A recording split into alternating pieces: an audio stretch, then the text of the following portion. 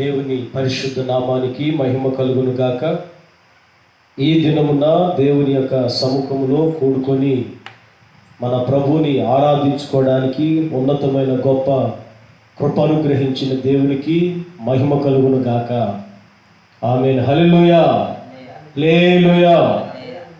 మరి దేవుని యొక్క మహాకృపను బట్టి ఈ దినమున సజీవుల సంఖ్యలో దేవుడు మనల్ని నిలిపి ప్రభువుని సేవించుకోవడానికి ఈ సమయాన్ని దేవుడు ఇచ్చినందుకు దేవుని యొక్క నామానికి మహిమ కలుగును గాక. ఆమేన్. జీసస్ కింగ్స్ టెంపుల్ తరపున మీకు ప్రత్యేకమైనటువంటి వందనాలు తెలియపరుస్తూ ఉన్నాం. దేవుడు మనల్ని నేటికి తన ఆరోగ్యకరమైన రెక్కల క్రింద దాచి కంటికి రెప్పలా కాపాడారు.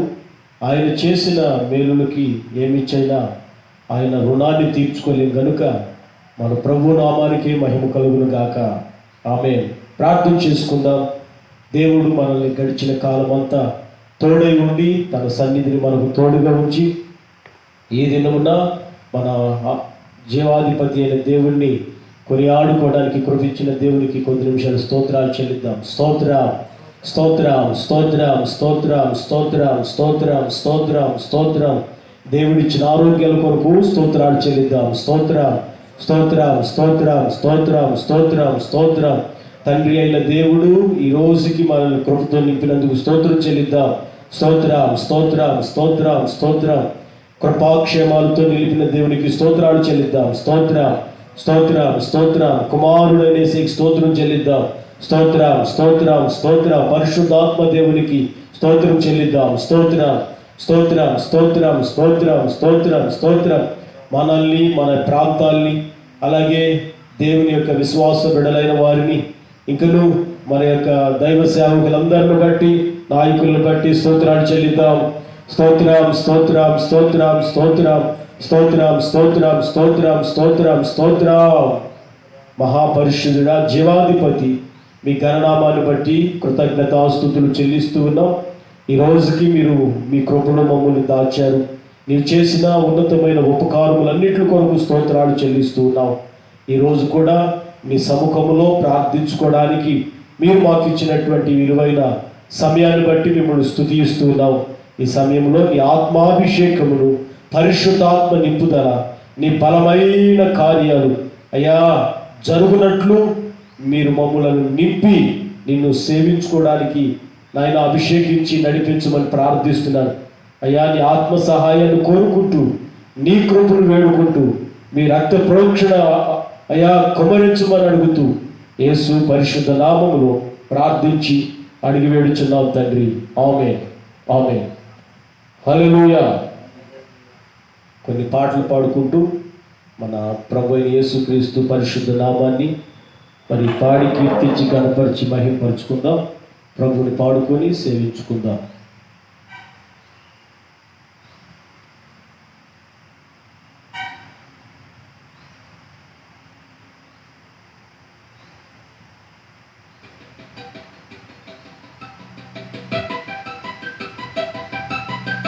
చప్పట్లు కొడుతూ కలిసి దేవుని యొక్క పరిశుద్ధ నామాన్ని కనపరుచుకుందాం. పట్టండి, చప్పట్లు కొడుతూ.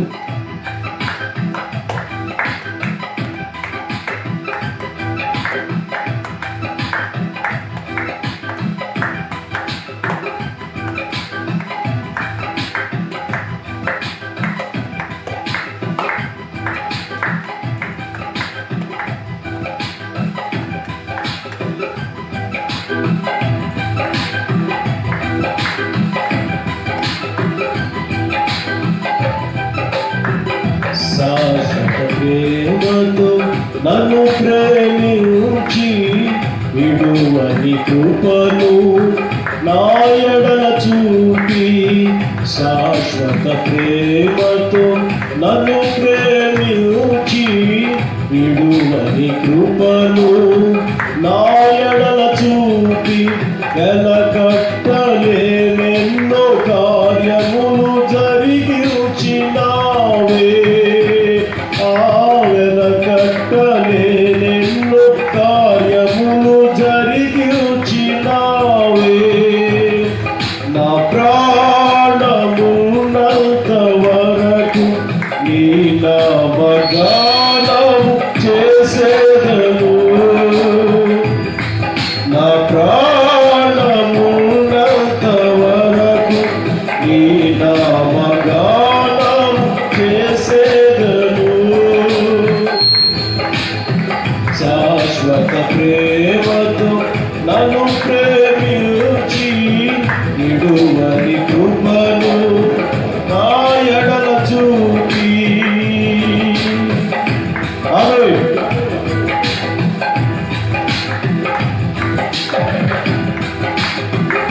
నా విమోచకుడా నా రక్షణకై కలువరి సిలువలో బలి అయితివే.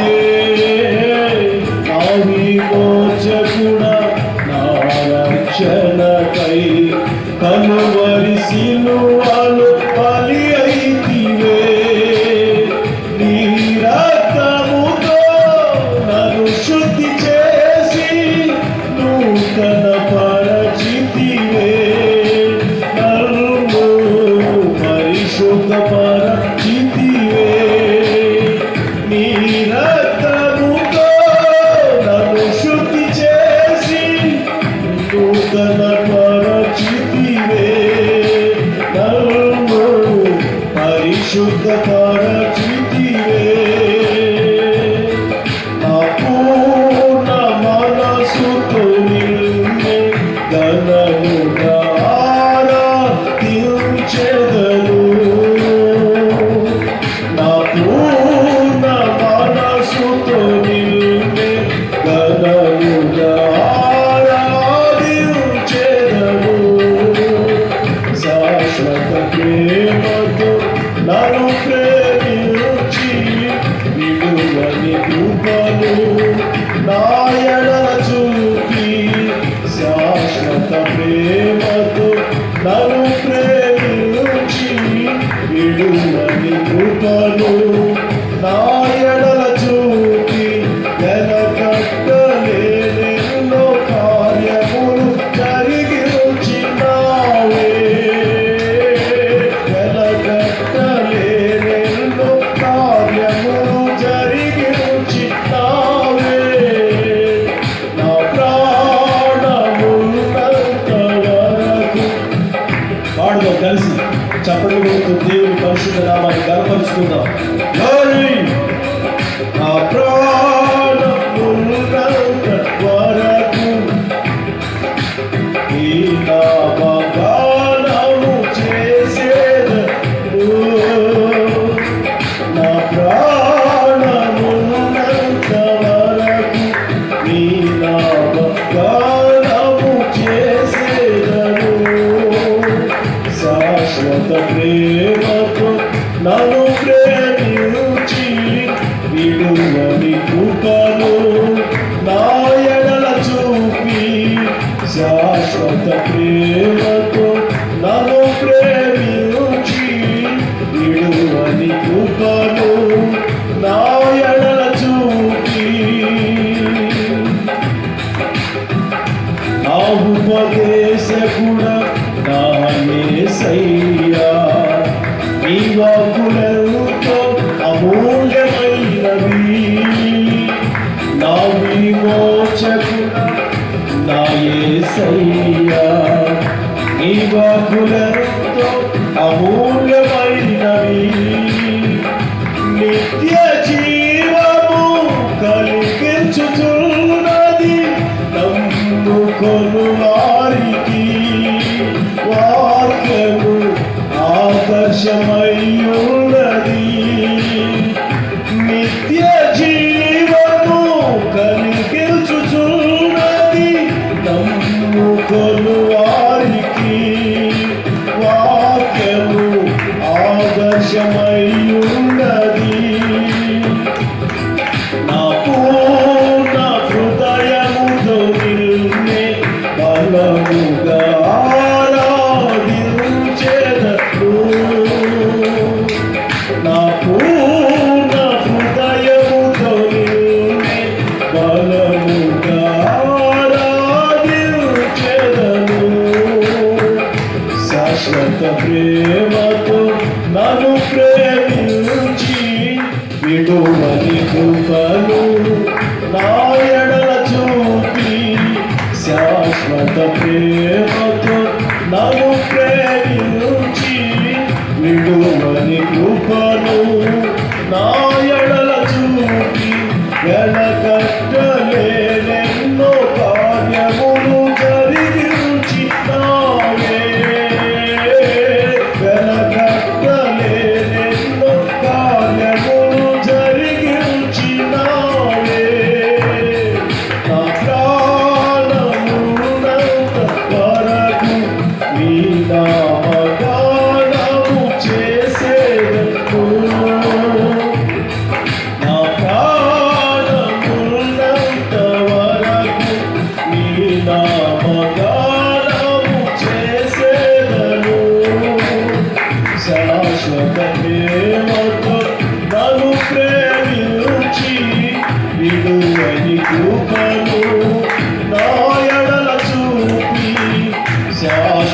ప్రేమతో నన్ను ప్రేమించి విడువని కృపను నా ఎడల చూపి పరిశుద్ధాత్ముడ నీ అభిషేకము దిగి వచ్చుచున్నది కనిపెట్టు వారికి పరిశుద్ధాత్ముడ నీ అభిషేకము దిగి వచ్చుచున్నది కనిపెట్టు వారికి సకల కోటి పరిశుద్ధులతో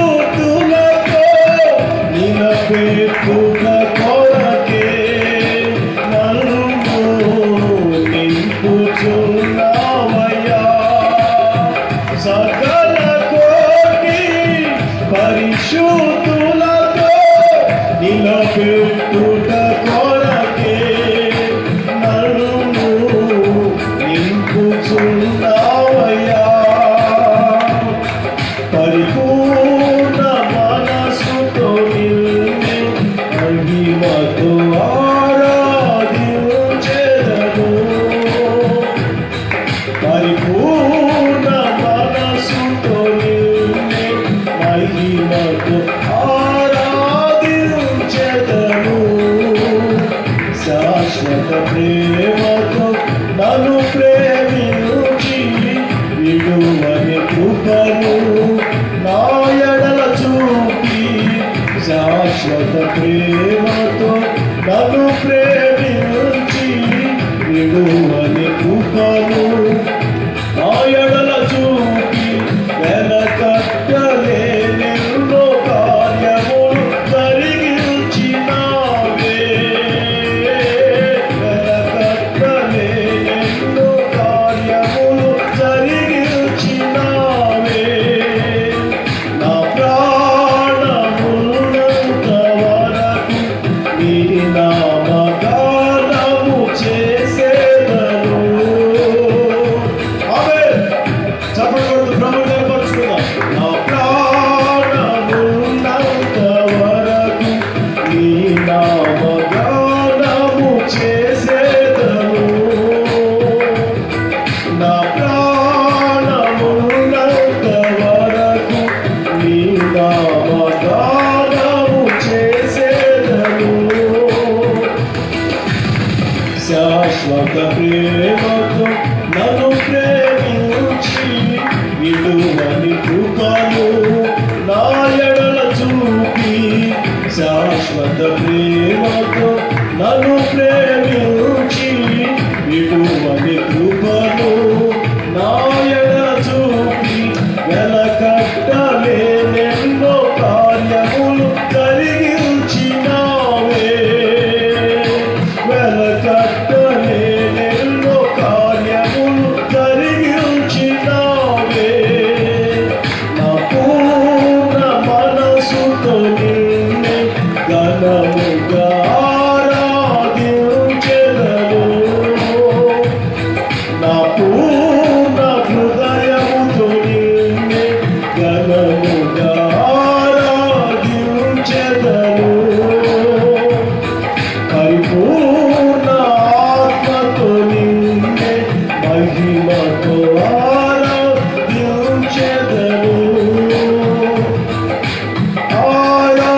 ఆరాధించెదను నిన్నే ఆరాధించెదను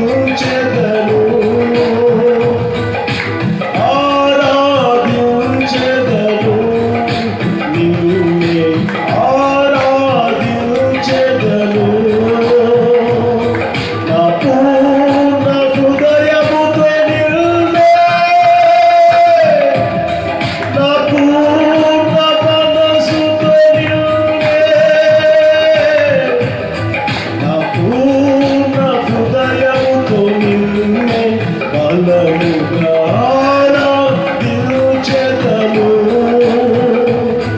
నా పూర్ణ మనసుతో నిన్నే ఘనముగా ఆరాధించెదను పరిపూర్ణ ఆత్మతో నిన్నే మహిమతో ఆరాధించెదను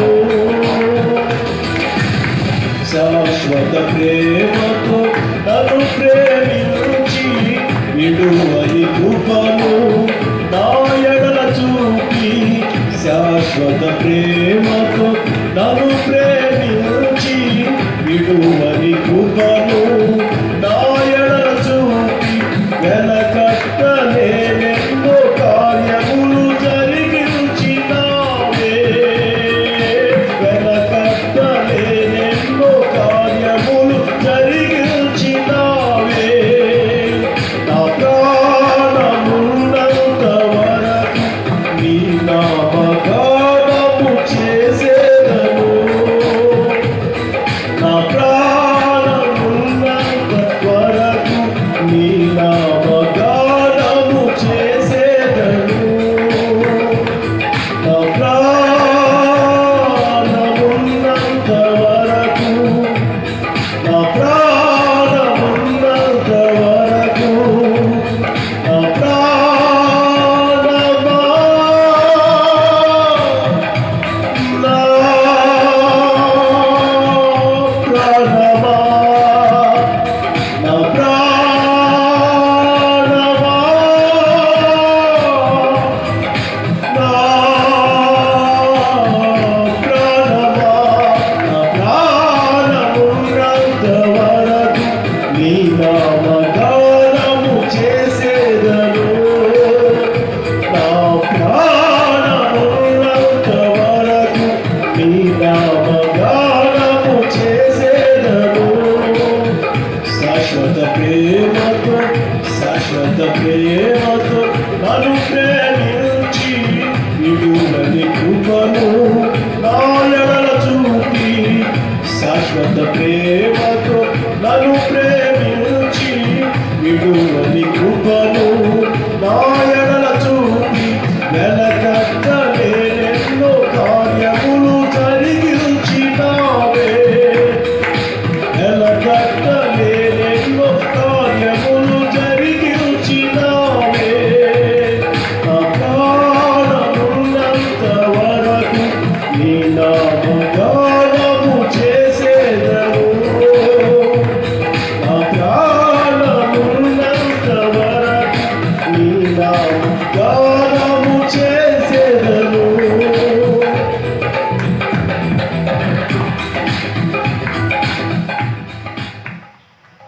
నా ప్రాణమున్నంత వరకు నీ నామగానము చేసేదను. నా ప్రాణమున్నంత వరకు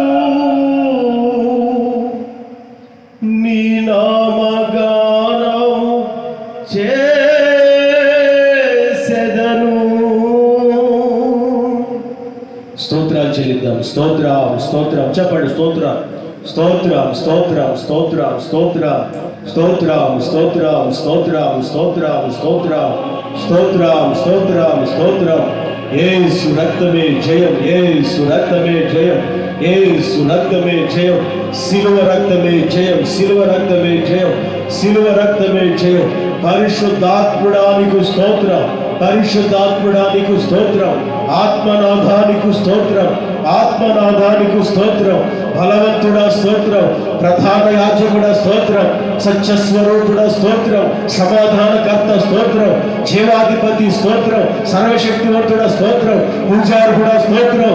అందరినీ విలువైన కృప కలిగిన కార్యాలు మా ఇంట్లో జరిగిస్తూ ఉన్నందుకు స్తోత్రం, స్తోత్రం, స్తోత్రం, స్తోత్రం, స్తోత్రం, స్తోత్రం, స్తోత్రం, స్తోత్రం, స్తోత్రం, స్తోత్రం, స్తోత్రం, స్తోత్రం, స్తోత్రం, స్తోత్రం, స్తోత్రం, స్తోత్రం, స్తోత్రం, స్తోత్రం, స్తోత్రం, స్తోత్రం.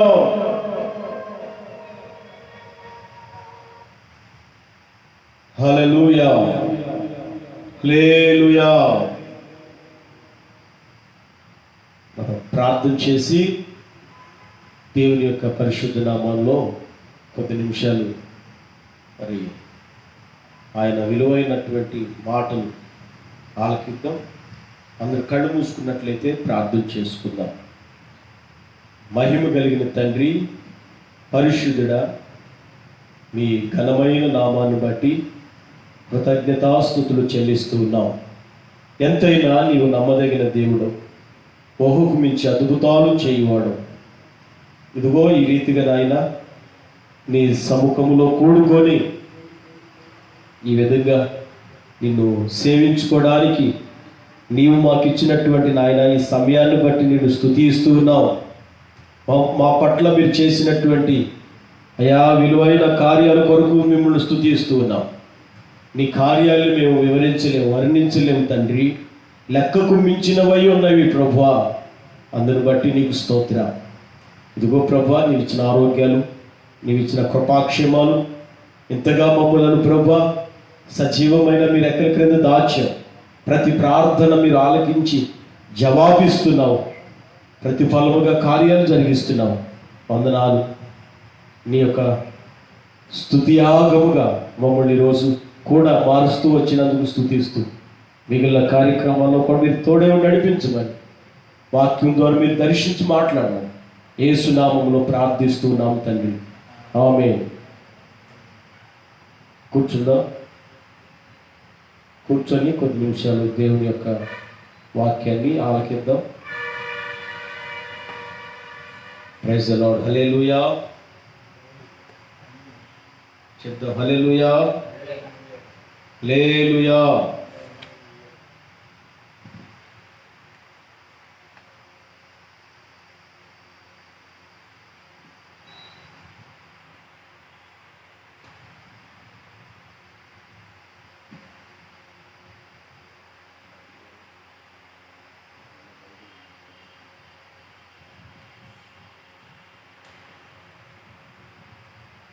మన ప్రభు అయిన యేసుక్రీస్తు పరిశుద్ధ నామములో ఈ దినమున దేవుని సముఖమునకు సమకూర్చినటువంటి దేవాతి దేవునికి మహిమ.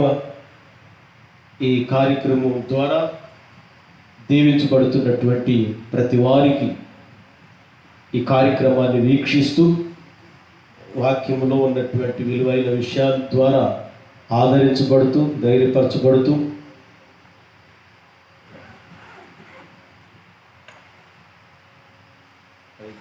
ముందుకి నడిపించబడుతున్నటువంటి మీకు ప్రభు పేరట హృదయపూర్వకమైన వందనాలు తెలియపరుస్తూ ఉన్నా.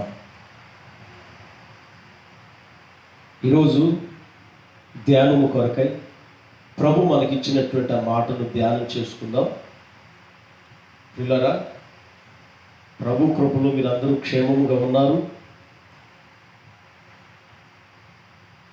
మీరు చేస్తున్నటువంటి ఫోన్ కాల్స్ ద్వారా మీ క్షేమ సమాచారాలు అందడం ద్వారా దేవుడు ప్రార్థన ఆలకించి ప్రతి ఒక్కరి పట్ల కృప చూపుతున్నాడని నేను విశ్వసిస్తూ ఉన్నాను.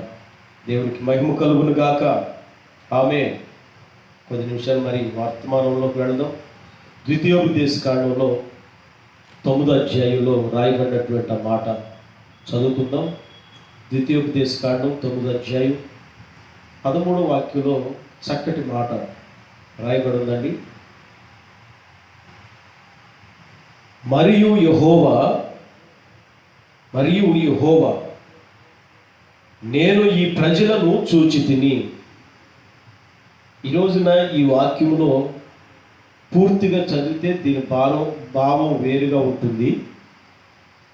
మరి దేవుడు ఏ సందర్భంలో చెప్పాడో ఆ మాట, యెహోవా చెప్తున్న మాట ఏంటంటే, నేను ఈ ప్రజలను చూచి తిని. అక్కడ చూస్తే ఇక మిగిలినటువంటి వాక్యాన్ని కూడా పూర్తి చేసి చదివితే భావం వేరుగా ఉంటుంది. కానీ ఆ భావం మారిపోయే మాట నేను ఈ రోజున మీతో చెప్పట్లేదులే, కానీ దేవుడు నాకు ఇచ్చినటువంటి ప్రేరేపణ, నాకు ఆయన బయలుపరిచినటువంటి మాట ఏంటంటే, ఈ ప్రజలను చూచి తిని. దేవుడు ప్రజల్ని చూడడం అనేది చాలా ఆశీర్వాదకరమైన పరిస్థితి అండి. లోకపరంగా మనం కొన్ని విషయాలు చూస్తూ ఉంటామండి. అదేంటంటే, కడుపును పుట్టిన వాళ్ళు కానీ, కట్టుకున్న వాళ్ళ కానీ, నమ్మి మరి సహవాసంలో కొనసాగుతూ ఉన్నటువంటి వాళ్ళము కానీ, తెలిసిన వాళ్ళు అనుకున్న వాళ్ళు కానీ, నువ్వేదైనా బాధల్లో ఉన్నావని, సమస్యల్లో ఉన్నావని నీకు నీ తరపున వాళ్ళకి సమాచారం తెలియపరిచినప్పుడు ఎంతమంది తిరిగి నీ వైపు చూస్తారో చూడరు. ఆ విషయం అయితే మరి నా విషయం బట్టి నాకు చాలా తెలుసు. మరి ఇదే మాట మీ జీవితంలో కూడా నా అనుకున్న వాళ్ళు ఎంతమంది మీ బాధాకరమైన శ్రమాకరమైన సమాచారం తెలియజేసినప్పుడు మీ వైపు తొంగి చూచారు, మీ వైపు తొంగి చూడగలిగారు, లేదా మీ వైపు తిరిగి చూడగలిగారు. ఈ రోజున దేవుడు ఈ లోకంలో ఉన్నటువంటి మనుషులు ఎట్లాంటి వాళ్ళో, వాళ్ళ మనసులు ఏ విధంగా ఉన్నాయో అన్నీ అందరికీ తెలుస్తూనే ఉంటాయి. కానీ ఒకటి మాత్రం ఏంటంటే, ఆయన చెబుతున్నటువంటి మాట, ఈ ప్రజలను నేను చూచితిని. ఇది దేవుడు స్వయాన తన స్వనోటితో చెప్తున్న మాట. లేకపోతే దేవుడు చూస్తాడులే అని ఎవరో చెప్పిన మాట కాదని. నువ్వు చేస్తా ఉండు, ఏదో ఒక రోజు ఆయన చూసి నీకు తీర్పు తీరుస్తాడని ఎవరో హెచ్చరించే మాట కాదండి. కానీ బైబిల్ ప్రభువే నేను చూచితిని, స్వయాన దేవుడే చూశాడంటండి. ఈ ప్రజలను దేవుడే స్వయాన చూచాడు. దేవుడు ఒక వ్యక్తిని చూడడం ద్వారా చాలా గొప్ప కార్యాలు జరుగుతాయి. దేవుడు ఒక వ్యక్తిని చూస్తే ఊహించినటువంటి అద్భుతాలు మీ జీవితాల్లో మీరు చూడగలుగుతారు. దేవుడు చూడడం, దేవుడు నీ కుటుంబాన్ని చూడడం, దేవుడు నీ పరిస్థితులను చూడడం ఆయనే చక్కగా చెప్తున్నాడు. చాలామంది అనుకుంటారు, ప్రార్థన చేస్తే దేవుడు నా ప్రార్థన వినట్లేదు, దేవుడే ఉంటే నా ప్రార్థన ఎందుకు ఆలకించడు, అసలు దేవుడు ఉన్నాడా, ఎట్లాంటి ఆలోచనలో కొంతమంది వెళ్ళిపోతారండి. దేవుడు లేడు అని ఒకవేళ మీ ఉద్దేశం అయితే, నేను వారిని చూచితిని అని ఎందుకు చెప్పగలుగుతాడు? చూచాడంటాడు. ఈ ప్రజలను చూస్తున్నాడు అంటాడు ఆయన, మిమ్మల్ని చూస్తున్నాడు అన్న ఆయన. నీవు అనుకుంటావు చూడట్లేదని, ఆయన చూడట్లేదు పట్టించుకోవట్లేదు అనుకుంటావు. ఆయన చూడకపోవడానికి నేత్రములు లేనివాడు కాడు. ఆయన అగ్ని జ్వాలల వంటి నేత్రములు కలిగిన వాడు, కొనకక నిద్రపోక నిన్ను చూచుచూనే ఉన్నవాడు.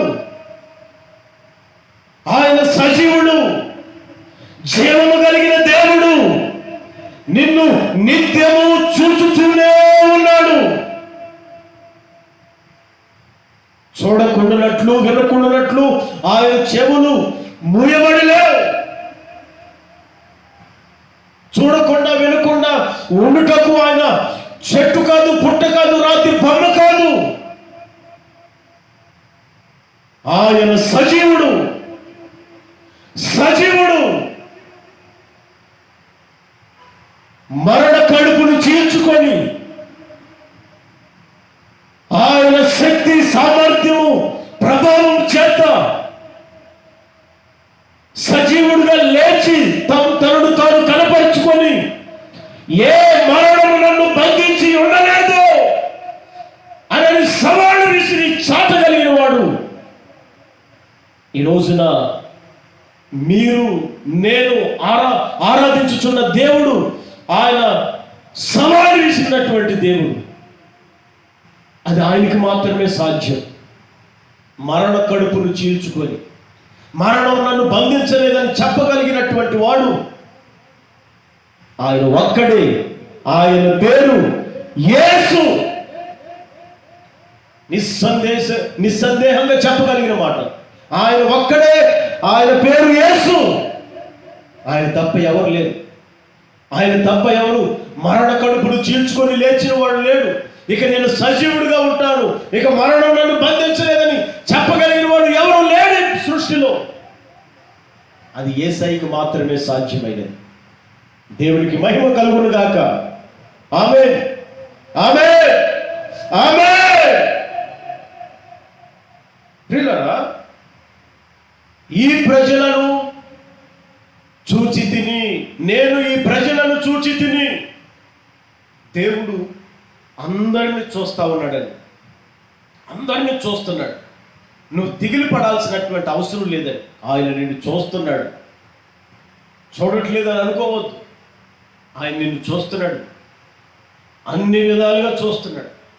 చీకటి సంబంధమైన కార్యాలు చేసేటప్పుడు చూస్తున్నాడు, వెలుగు సంబంధమైన కార్యాలు చేసేటప్పుడు చూస్తున్నాడు. నువ్వు దుఃఖంలో, బాధల్లో, వ్యాధుల్లో, సమస్యల్లో, శోధనలో ఉన్నప్పుడు చూస్తున్నాడు. దొంగిలించినప్పుడు, పారిపోయినప్పుడు, దాక్కున్నప్పుడు, అబద్ధాలు ఆడినప్పుడు, లేకపోతే ఏదైనా మాట చెప్పడానికి బొంకినప్పుడు అన్ని చూస్తూనే ఉన్నాడు. హృదయ రహస్యాన్ని ఎరిగిన దేవుడు ఆయన, అంతరంగాన్ని పరిశీలించగలిగిన దేవుడు.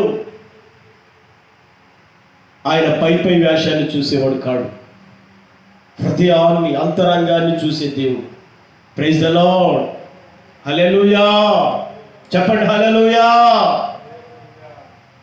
అంతరంగాన్ని చూసే దేవుడు, అంతరంగాన్ని పరిశీలించే దేవుడు. ఈ రోజున ప్రియులారా, నిన్ను ధైర్యపరిచి ఓదార్చుటకు ప్రభు మాట్లాడుతున్న మాట, నేను నిన్ను చూచి తిని. ఆమేన్. దేవుడు నిన్ను చూస్తున్నాడు, దేవుడు నిన్ను చూస్తూ ఉన్నాడని బైబిల్లో కొంతమందిని దేవుడు చూశాడు. వాళ్ళు ఎవరెవరో మనం బైబిల్లో ధ్యానం చేస్తే ఆదికాండం 7వ అధ్యాయంలో 1వ వాక్యంలో చక్కటి మాట అక్కడ రాయబడుతున్న మాట నేను చదువుతానండి. ఆదికాండము 7వ అధ్యాయం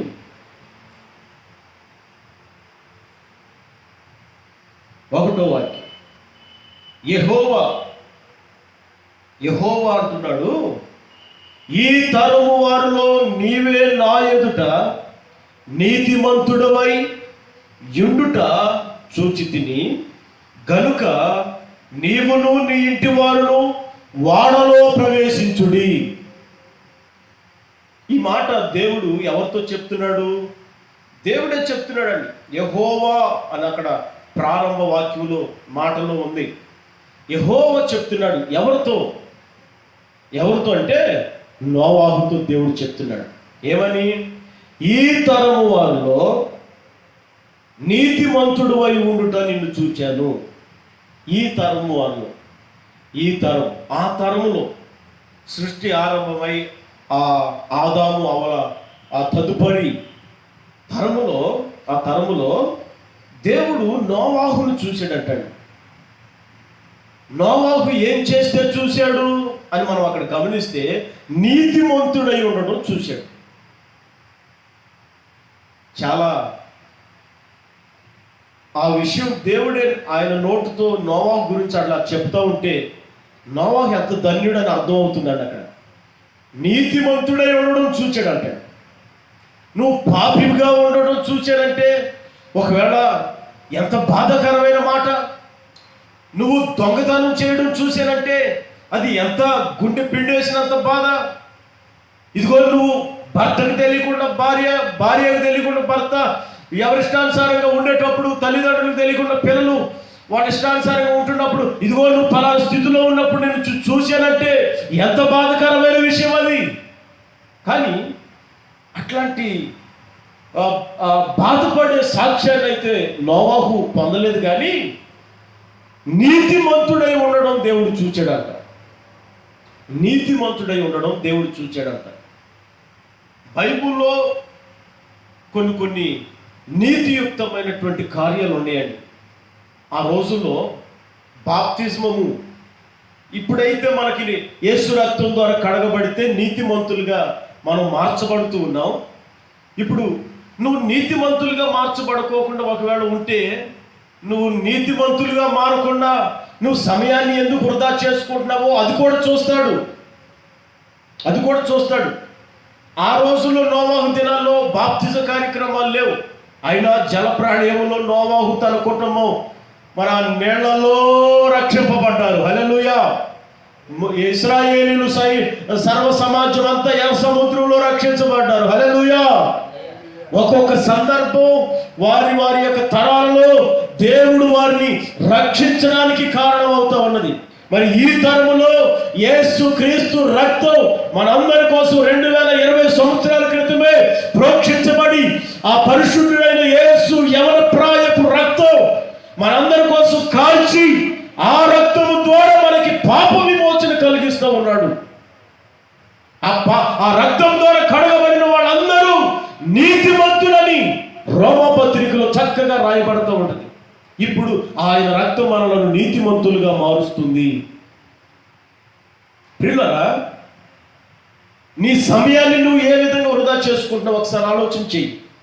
ప్రభువు నిన్ను చూస్తున్నాడు. చూడట్లేదని, నీ బాధల్లో చూడట్లేదని నువ్వు దేవుణ్ణి మరి మాటలు అనడం కాదు, కానీ నువ్వు ఆయనకి ఎలా ఉన్నావు, ఆయన దృష్టికి నువ్వు ఎట్లా కనబడుతున్నావో, ఆయన నిన్ను ఏ స్థితిలో చూస్తున్నాడో ఈ రోజున వాక్యము నీ కళ్ళ ముందు దేవుడు నిలబెడుతున్నాడు. ఆయన నిన్ను చూస్తున్నాడు. నోవాహుని ఎప్పుడు చూశాడంటే నీతిపరుడై ఉండడం చూశాడంట, నీతిమంతుడుగా.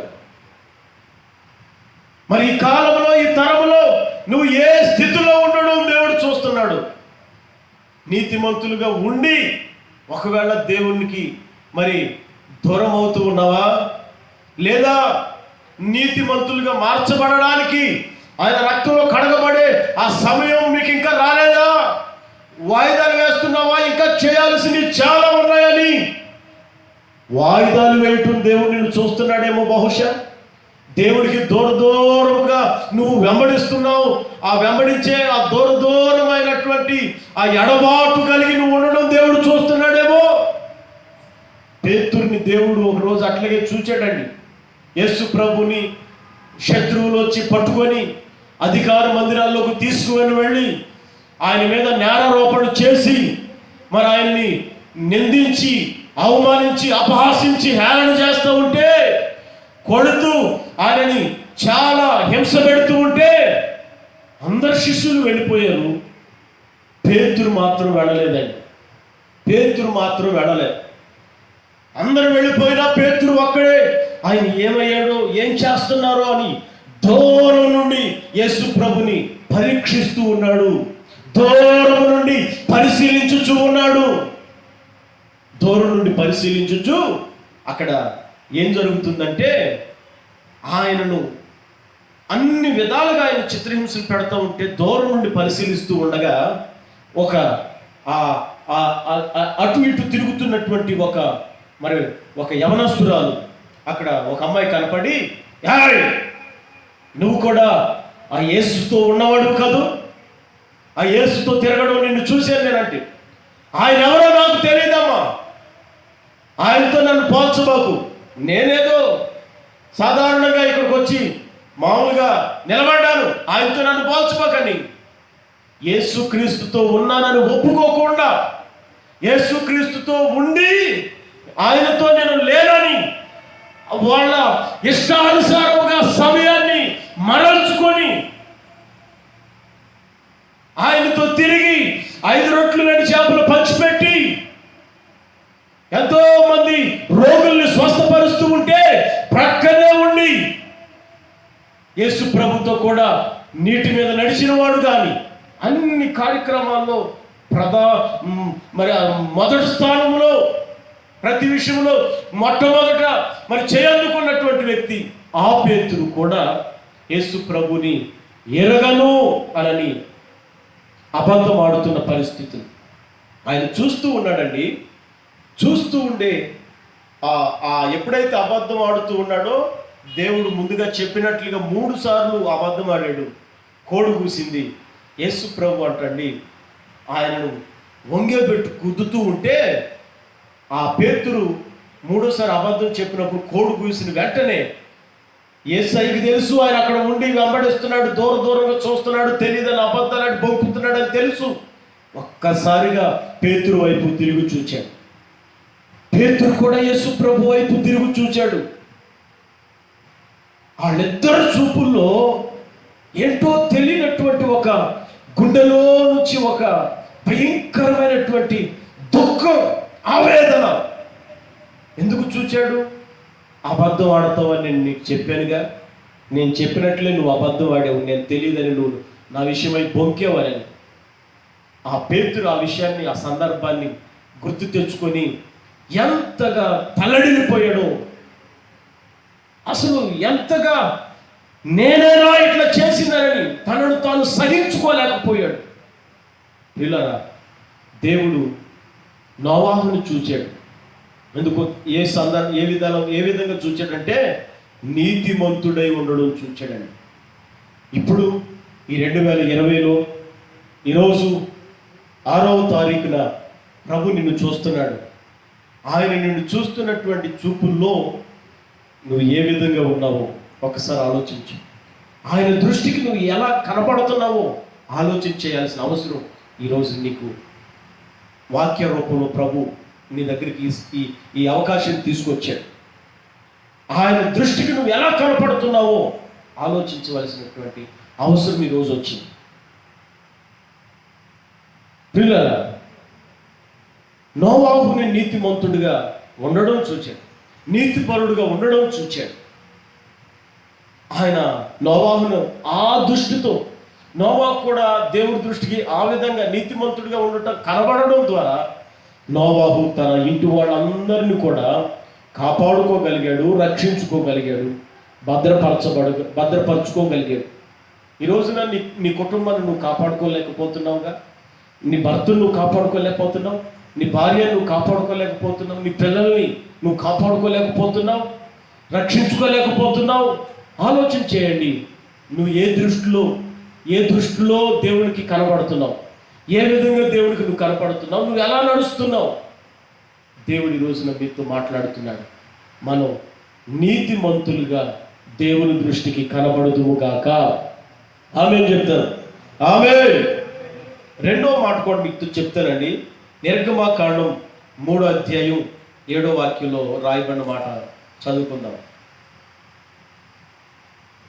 నిర్గమకాండం 3వ అధ్యాయం 7వ వాక్యం చదువుతున్నాను.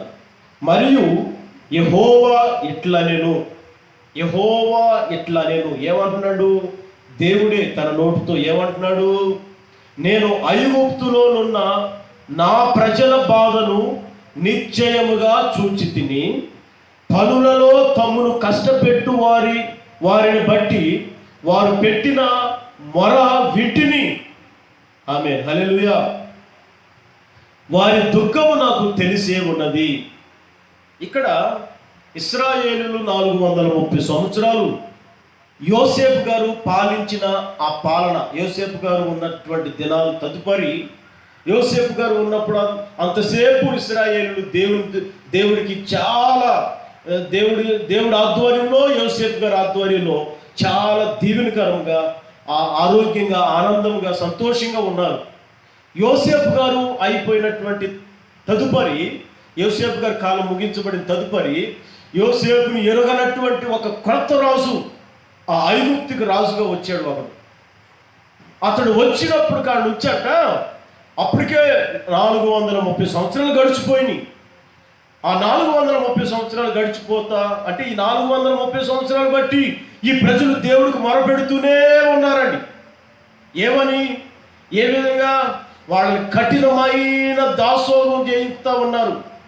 పనికి తగ్గ జీతం లేదు, ఆహారం లేదు, వెట్టి చాకిరి, 24 గంటలు పని చేయిస్తూనే ఉన్నారు. ఇంకా మన వాడుక భాషలో చెప్పాలంటే ఇశ్రాయేలీయులను దొంపదించుతున్నారు. ఏం చేస్తున్నారండి? భయంకరముగా చిత్రహింసలు పెడుతున్నారు. వాళ్ళ బాధ, వాళ్ళు పెడుతున్నటువంటి ఆ బాధ భరిస్తూ దేవుడికి మొరపెడతా ఉన్నారంట. దేవునికి మొరపెడతా ఉన్నారంట.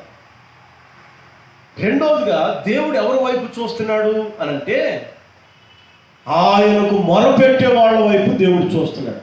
మొదట నీతిమంతుల వైపు దేవుడు చూశాడండి.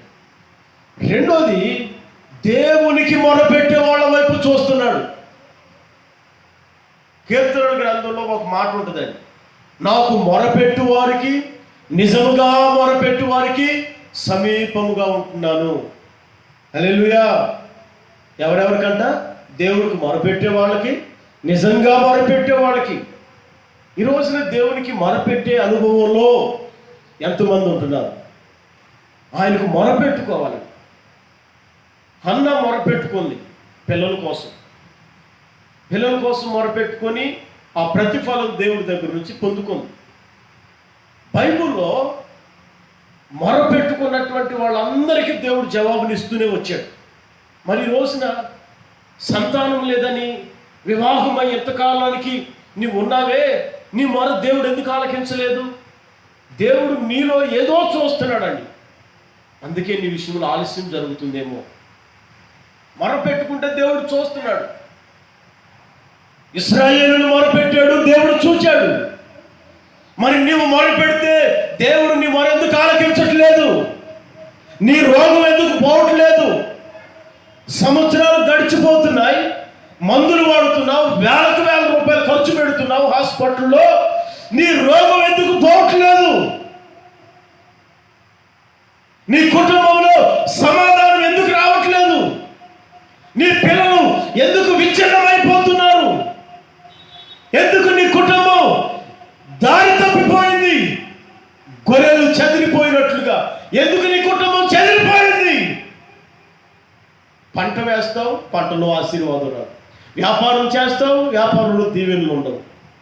ఏమండి, సంపాదించుకుంటావు, సంపద తెచ్చుకున్నంత చేపట్లో సిరి సంచులో వేసినట్లుగా పూర్తిగా అది మాయమైపోతుంది. వడ్డీలు కడటానికి, హాస్పిటల్కి వెళ్ళడానికి, వాటికే సంపాదన అంతా సరిపోతూ ఉంది. ఎందుకు నీ మొర దేవుడు ఆలకించట్లేదు? నువ్వు మొర పెడితే ఆయన చూడుకోకుండా ఎందుకుంటున్నాడు? నీవు మొర పెడితే దేవుడు తప్పక నీ మొర ఆలకించునుగాక. ఆమేన్. ఏం చేస్తాడంట? మొర పెడితే దేవుడు నిశ్చయముగా నీ మొర ఆలకిస్తాడు. నువ్వు మొర పెట్టట్లా, ఈ లోక సంబంధమైన వాటి వైపు ఎక్కువగా మగ్గు చూపి, ఈ లోకములో కాలకృత్యాల కొరకై దేవుడు నీకు ఇచ్చిన సమయాన్ని వృధా చేసుకొని ఏదో ఆత్రంగా, ఏదో మునిగిపోయినట్లుగా త్వరగా రావాలి, త్వరగా వెళ్ళిపోవాలి. దేవుడి సన్నిధిలో ఉండవు, ఉపవాస ప్రార్థనకు రావు, పోనీ ఏకాంతంగా వ్యక్తిగతంగా దేవుడి సన్నిధిలో నువ్వు నిలిచి ప్రార్థన చేసుకోవు.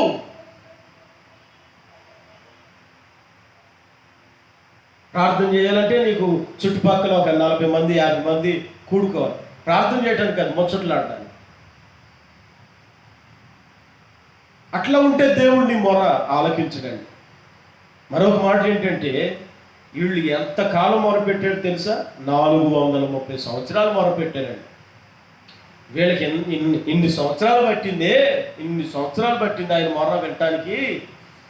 ఇక నేను మొర పెడితే ఏమి వింటాడు? ఈ లోపల ఆశ కూడా తీరిపోతా అనుకుంటావా? అది నీ అజ్ఞానం, అవిశ్వాసం అని ఈ రోజున వాక్యం కూడా తెలియపరుస్తాం. దేవుడు అంటండి, తనకు మొరపెట్టు వాళ్ళకి, తనకు నిజముగా మొరపెట్టు వాళ్ళకి సమీపంగా ఉంటాడంట. సమీపంగా ఉంటాడు. నువ్వు ఆయనకి మొరపెట్టాలి. ఆయన చెప్తున్న మాట ఏంటంటే ఐగుప్తులో ఉన్న నా ప్రజల బాధ నిశ్చయముగా చూచి తిని, వాళ్ళ బాధను చూచాడంట. వాళ్ళు పడుతున్నటువంటి బాధలు వచ్చినప్పుడు తప్పక నువ్వు మందిరంలో ఉండి మొరపెట్టుకోవాలి, ఇంటి దగ్గర ఉండి మొరపెట్టుకోవాలి. బాధలు వచ్చినప్పుడు బారుకు పోకూడదు. బారికి బాధలు వచ్చినాయి అని చెప్పి బారుకి వెళ్ళకూడదు. బాధలు వచ్చినాయి అని చెప్పి బకెట్ తనకూడదు. హల్లెలూయా.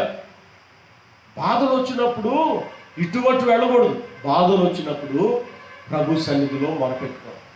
దేవుడు మన బాధ అంతా కూడా ఆయన చూస్తాడు. నీ బాధ ఏంటో ఆయనకి తెలియాలి కాబట్టి ఆ బాధ అంతా దేవునితో చెప్పాలి. హాస్పిటల్కి వెళ్తే నీ బాధ ఏంటో డాక్టర్ గారికి చెప్తావు కదా. లేదా నీ ఇంట్లో ఏదైనా సమస్య వస్తే మరి మీ లొకాలిటీలో ఉన్నటువంటి అధికారులకి, నాయకులకి నా బాధ ఇదే, నాకంటూ ఏదైనా ఏర్పాటు చేయండి, ఏదో నా కుటుంబాన్ని పోషించుకుంటే నీ బాధ చెప్పుకుంటావు కదా. మనుషులకి చెప్పుకుంటున్నావు. శక్తిహీనమై ఘనహీనమైన ఘటానికి నువ్వు చెప్పుకుంటున్నావు, కానీ ఘనమైనటువంటి దేవుడు, నీ మొర ఆలకించి నీ బాధను తీసివేయగలిగినటువంటి దేవుడు, నువ్వు ఎందుకు ఆయనకి ఈ విషయాలు తెలియపరుచుకోలేకపోతున్నావు? నువ్వు ఆయన పైన ఆధారపడాలి. ఆయన నీకు నీ బాధల్లో నుంచి విడిపిస్తాడు. కీర్తనల గ్రంథంలో మనం చదువుతాం, ఆయన మన బాధలలో నెమ్మదినిస్తాడంట. ఆయన వాక్యం బాధలలో నెమ్మదినిస్తుందంట. ఆ బాధలు నీ దగ్గర నుంచి పోవాలంటే దేవుని యొక్క వాక్యాన్ని చదువుకుంటూ, ప్రార్థన చేసుకుంటూ, దేవునితో నువ్వు దేవునితో పెనుగులాడాలి, దేవునితో చెప్పుకోవాలి. నీ బాధ అంతా దేవునితో, మనుషులతో కాదు చెప్పుకోవాల్సింది, దేవునితో చెప్పుకోవాలి. నిశ్చయముగా దేవుడు ఆయనకి నువ్వు నీ బాధ అంతా నీకు కూడా చెప్తూ ఉంటే ఆయన నీ బాధను చూచును గాక. ఆమేన్ చెప్పండి. ఆమేన్. నీ బాధను దేవుడు చూచును గాక. దేవుని గురించిన బాధ అయినా, దేవుని గురించిన బాధ అయినప్పటికీ కూడా, ఏ బాధ అయినప్పటికీ కూడా నీ బాధలు చెప్పాల్సింది ఎవరితోనంటే జీవము కలిగిన దేవునికి, వాటిని పరిష్కరించగలిగిన దేవునికి, లేకపోతే దానిని నీకు తీర్చగలిగిన దేవునికి నువ్వు ఈ బాధలన్నీ కూడా చెప్పుకోగలిగావు. ఇప్పుడు ఇశ్రాయేలు బాధని దేవుడు చూచాడు. ఎందుకు? వాళ్ళు మొరపెట్టారు కాబట్టి, 430 సంవత్సరాలు మొరపెట్టారు కాబట్టి వాళ్ళ బాధను చూశాడు. చూసిన దేవుడు పరిష్కరించుకోకుండా ఏమన్నా ఉన్నాడంటే పరిష్కరించకుండా లేడు, పరిష్కరించాడు. ఏ విధంగా? మోషేని పంపించి, మోషే ద్వారా ఆ లక్షల మంది దేవుడి బిడ్డలైనటువంటి ఆయన ప్రజలైనటువంటి వాళ్ళందరినీ కూడా ఐగుప్తులో నుండి బయటికి తీసుకొని వచ్చాడు. అంటే బయటికి తీసుకురావడం అంటే అర్థం ఏంటంటే ఆ బాధలన్నిటిలో నుంచి కూడా వాళ్ళని బయటికి తీసుకొని వచ్చాడు. నా దేవుడు, నువ్వు ఆయనకి మొరపెడితే నీ మొర ఆలకించి నీ బాధను చూచి నీకు పరిష్కరించుటకు ఏదో ఒక కార్యాన్ని నీ పట్ల జరిగించును గాక. ఆమేన్. నీ బాధను పరిష్కరించడానికి, నువ్వు మొరపెడితే నీ బాధను పరిష్కరించడానికి దేవుడు కార్యం జరిగించును గాక. ఆమేన్. నువ్వు మొరపెట్టుకోవాలి. యేసయ్య దగ్గర మొరపెట్టుకొని నువ్వు కనుక ఆయన దగ్గర నమ్మకంగా ఉండగలిగితే నీ బాధను చూచి ఆ బాధని తొలగించబడే పరిష్కారాన్ని దేవుడు నీ కొరకు ఏర్పాటు చేస్తాడు. ఇశ్రాయేలు ఐగుప్తుల నుంచి వేరైపోయారు, అంటే విడిపించబడిపోయారు, ఆ బాధల నుంచి విడిపించబడిపోయారు. చక్కగా పరలోకపు ఆహారమైన మన్నాను తింటూ, చక్కగా మరి జీవజలపు నీళ్లు త్రాగుతూ, చక్కగా దేవుని యొక్క వాక్యాన్ని పొందుకొని, సినాయి పర్వతం మీద నుంచి దేవుని యొక్క వాక్యాన్ని పొందుకొని ఆ వాక్యమునందు అనుసరించి నడుచుకుంటూ, భయభక్తులు నేర్చుకుంటూ, క్రమాన్ని నేర్చుకుంటూ దేవునిలో వాళ్ళు ముందుకు కొనసాగించబడుతున్నట్లుగా మనం గమనిస్తూ ఉంటాం. Praise the lord. హల్లెలూయా. ఇది రెండో మాట్లాడు. నీ బాధను చూస్తాడు. మొదట నీతిమంతులై ఉంటే నీతిమంతుల్ని చూస్తున్నాడు, నీతిమంతుడిగా ఉండడం చూస్తున్నాడు. మరి నువ్వు ఎట్లా ఉంటున్నావు? మరి నీ బాధలను చూస్తున్నాడు. ఇది ఏ బాధ అయినా ఆయన దగ్గర నువ్వు కనుక మొరపెట్టుకోగలిగితే నీ బాధను తీర్చివేయునుగాక. ఆమేన్. మూడోది కూడా చదువుకుందాం. యెషయా గ్రంథంలో రాయబడిన 57వ అధ్యాయం 18వ వాక్యంలో ఒక మాట ఉందండి. అక్కడ 57:18 వాక్యంలో చక్కటి మాట యెషయా గ్రంథంలో రాయబడి ఉంది.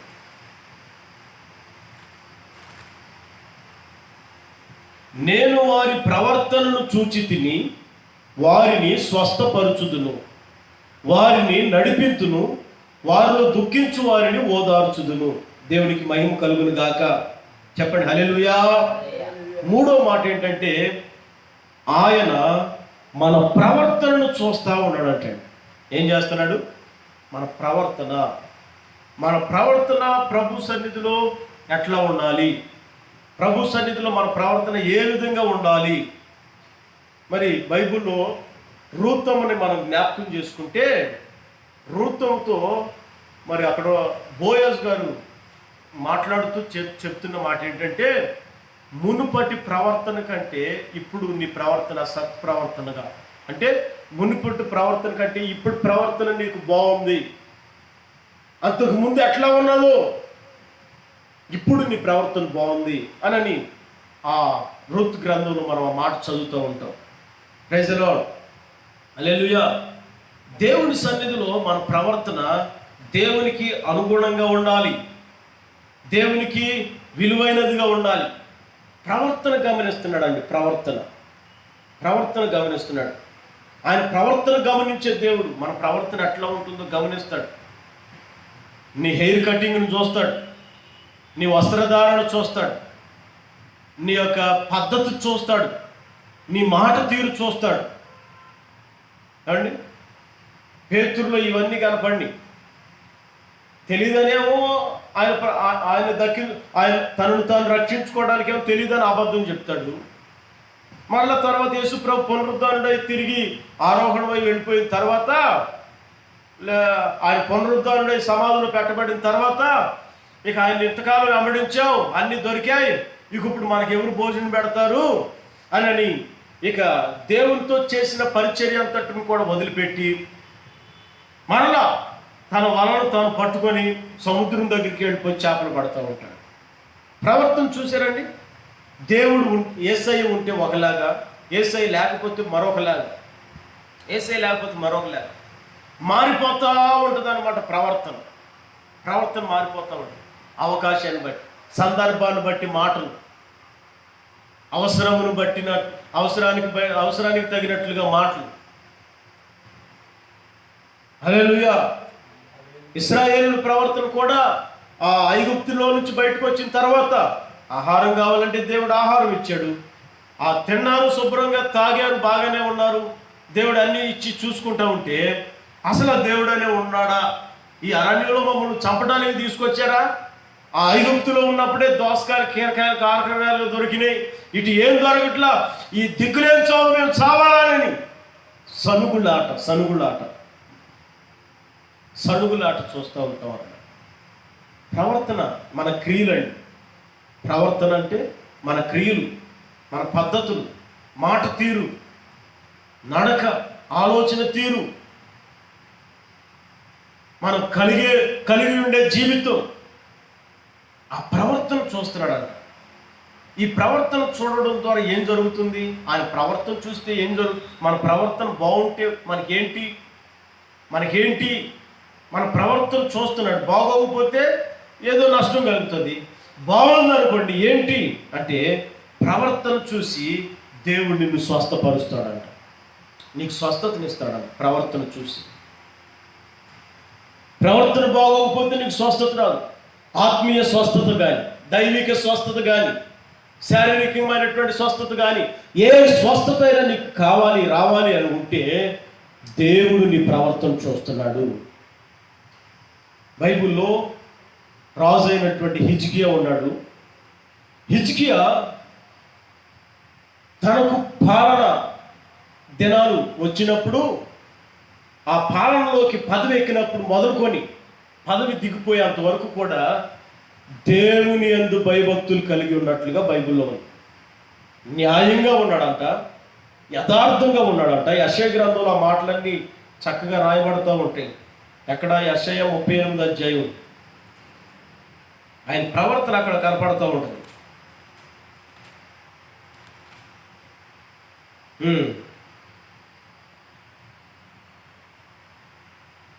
38 ఆ దినములలో హిజ్కియాకు మరణకరమైన రోగము కలుగగా ప్రవక్తయు ఆమోజు కుమారుడునైన యెషయా అతని వద్దకు వచ్చి, నీవు మరణమవుచున్నావు, బ్రతుకవు గనుక నీవు నీ ఇల్లు చక్క పెట్టుకొనమని యెహోవా సెలవిచ్చుచున్నాడని చెప్పగా, అతడు తన ముఖమును గోడ తట్టుకు తిప్పుకొని, అండి నువ్వు చచ్చిపోతావు, ఇక నీకు బతికే రోజులు లేవు, ఇక నువ్వు చక్క పెట్టుకో, మొత్తం సర్దేసుకో, అయిపోయింది నీ కాలం, ఈ లోకాన్ని విడిచిపెట్టి వెళ్ళిపోయే ఆ రోజు నీకు వచ్చేసింది అని చెప్పి ఒక ఆ మాట చెవును పడిపోయింది. అది చెవును పడగానే రాజు కదండి, బోల్ డబ్బు ఉంటుంది, ఎక్కడికో వెళ్ళి వైద్యంలో హాస్పిటల్లో కూర్చోలా, పడుకోలేదండి. ఎంత డబ్బు అయినా ఖర్చు అయినా పర్వాలేదు, మీ చేతులకు పెట్టి మీకు పెట్టేస్తా, మొత్తం నా సంపద అంతా మీకే ఇచ్చేస్తా, మిమ్మల్ని బాగు చేస్తాను, కానీ మీరు మాత్రం మమ్మల్ని బతికించండి అని అంటాడు. డబ్బంతా ఇచ్చి వాళ్ళని బాగు చేయటం తప్ప వాళ్ళు అంత డబ్బు తీసుకొని నిన్ను మాత్రం బాగు చేయడు. వాస్తవం అది. ఎందుకంటే నిన్ను బాగు చేయగలిగిన దేవుడు ఒక ఆయన, ఆయన పేరు నజరేయుడైన యేసు. ఆయనకి మాత్రమే నిన్ను స్వస్థపరచుట సాధ్యం. నిన్ను స్వస్థపరచు శక్తి యేసయ్యకి మాత్రమే ఉన్నది. ఆయన గాయముల ద్వారా మనకి స్వస్థత కలుగుతున్నది. ఏ పరిస్థితులను అస్వస్థత కలిగి ఉన్నావో నీ ప్రవర్తన చూసి దేవుడు నిన్ను స్వస్థపరచును గాక. ఆమేన్. నిన్ను స్వస్థపరుస్తాడు. ఇక్కడ ప్రార్థన చేయటం అనే ఒక మంచి ప్రవర్తన ఆ హిజ్కియాలో మనం గమనిస్తాం. గోడ తట్టుకు తిరిగి ఏం చేస్తున్నాడంట? గోడ తట్టుకు త్రిప్పుకొని తన ముఖమును ఎవరికి కనపడట్లేక, ఎవరిని చూడడానికి ఇష్టపడట్లా, గోడకు తన ముఖాన్ని మోపుకున్నాడు. ముఖాన్ని గోడకు మోపుకున్నాడు. కళ్ళ ముందు ఎవరు ఉండడానికి వీల్లేదు. ఇక అది దేవునికి సమర్పించుకొని ప్రార్థన చేయడం అంటారు దాన్ని. వ్యక్తిగత ప్రార్థన. తిప్పుకొని గోడ తట్టుకు తిప్పుకొని, యెహోవా యథార్థ హృదయుడనై సత్యముతో నీ సన్నిధిని నేను ఎట్లు నడుచుకుంటునో, నీ దృష్టికి అనుకూలముగా సమస్తము నేను ఎట్లా జరిగించుతునో కృపతో జ్ఞాపకం చేసుకొనమని హిజ్కియా కన్నీళ్లు విడుచుచు యెహోవాను ప్రార్థించాడంట. దేవుడికి స్తోత్రం చెప్పండి. హల్లెలూయా. ఏమండి, నేను ఎంత యథార్థంగా ఉన్నానని నువ్వు చెప్పగలుగుతావా? నేను ఏ విధంగా అనుకూలంగా, సమస్తం దేవునికి అనుకూలంగా, ఇక్కడ చూడండి, నీ దృష్టికి అనుకూలంగా, దేవుడికి అనుకూలమైన పనులు ఏ రోజన్నా చేసాము మనం? ఈ మాట నువ్వు చెప్పగలుగుతావు దేవుడితో? అయ్యా, నేను నీకు అనుకూలంగానే చేస్తున్నాను కదా, నాకెందుకు ఈ బాధ వచ్చిందని ఏనాడు చెప్పగలుగు ఆ ధైర్యం నీకుందా? ఎందుకంటే దేవుడికి అనుకూలంగా చేయవు, అన్ని విరుద్ధంగా చేస్తావు. దేవుడికి వాక్యానికి విరుద్ధంగా చేస్తావు. ఈ లేనిపోయిన రోగాలకి, అనర్థాలకి గురైపోతూ ఉంటావు. Praise the Lord. ఏమండి, అనుకూలంగా సమస్తమును నీ దృష్టికి ఎలా జరిగించుతునో కృపతో జ్ఞాపకం చేసుకోనండి అయ్యా. యథార్థ హృదయము కలిగి సత్యముతో, యథార్థముతో, సత్యముతో దేవుడికి అనుకూలంగా. 3 విషయాలు అక్కడ మనకు అర్థమవుతుంది. యథార్థము, సత్యము, దేవుడి దృష్టికి అనుకూలము. ఈ 3 కార్యక్రమాలు జరుగుతున్నాయి అక్కడ. ఆ 3 కలిగి దేవునికి అనుకూలంగా ఉన్నాడండి. ఆయన ప్రవర్తన దైవ దృష్టికి ఎట్లా ఉంటే అసలు ఆయన మరి ఇవన్నీ చెప్తా నీ ప్రవర్తన నాకు తెలీదా ఏంటి హిజ్కియా అని? నీకు మరణం వచ్చింది, ఇక నువ్వు అంతే అని అనడానికి మరి దేవుడు మరి హిజ్కియాని చూడలేదంటవా? హిజ్కియాని చూసి ఉండడా? ఆయన హృదయాన్ని, అంతరంగానే ఎరిగి ఉండే దేవుడైతే హిజ్కియాని పై ప్రవర్తన చూడకపోతే హిజ్కియాని దేవుడు ఎందుకు క్షమిస్తాడు? చూశాడు కాబట్టే ఆయన ప్రవర్తన, మరి హిజ్కియా చేసిన ప్రార్థనను బట్టి బాగుంది కాబట్టే హిజ్కియాకి 15 సంవత్సరాల ఆయుష్ను పొడిగించాడు. ఆమె చెప్పండి, ఎన్ని సంవత్సరాలు? 15 సంవత్సరాల ఆయుష్ను పొడిగించాడు. ఆయన చేసిన ప్రార్థనకు తగినట్లు ఒకవేళ హిజ్కియా లేకపోతే స్వస్థపరిచేవాడా? నీ గురించి నాకు తెలియదా ఏంటి హిజ్కియా ఆయన దేవుడు మాట్లాడతాడు.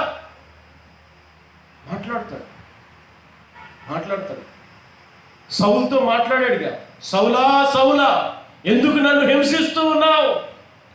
సౌలు దేవుడి దృష్టికి చాలా మరి ఆయన్ని బాధ పెడుతూ వచ్చాడు. అందుకే సౌలా నన్ను ఎందుకు బాధ పెడుతున్నావు అన్నాడు. హిజ్కియా చేసిన ప్రార్థనలో న్యాయం ఉంది కాబట్టి ఆ ప్రార్థన ఆలకించిన దేవుడు తన ఆయుష్ను పొడిగించాడు. ఈ రోజున ప్రియులారా, ఈ విషయం సామాన్యమైనది కాదు. ఇది మీ హృదయాంతరంగాలలోనికి ప్రభు తీసుకుని వెళ్ళి మిమ్మల్ని ఒక నూతనమైన కృపతో నింపబోతున్నాడు. ఆయన నిన్ను చూస్తున్నాడు, నీ ప్రవర్తన చూస్తున్నాడు, నువ్వు ప్రార్థన చేస్తున్నావో లేదో చూస్తున్నాడు, నువ్వు నీతిగా ఉంటున్నావో లేదో చూస్తున్నాడు, నువ్వు దేవుని దృష్టికి ఎట్లా ఉన్నావో చూస్తున్నాడు. నువ్వు ఆయనకు అనుకూలంగా ఉండి, నీతిపరుడుగా ఉండి, నీతిమంతులుగా ఉండి, న్యాయంగా, యథార్థంగా, సత్యమును అనుసరించుకుంటూ నడుచుకుంటూ ఉండి, నువ్వు ఏ బాధల్లో ఉండి మొరపెట్టినా నీ బాధను కూడా ఆయన చూచే దేవుడై ఉన్నాడు. హల్లెలూయా, హల్లెలూయా.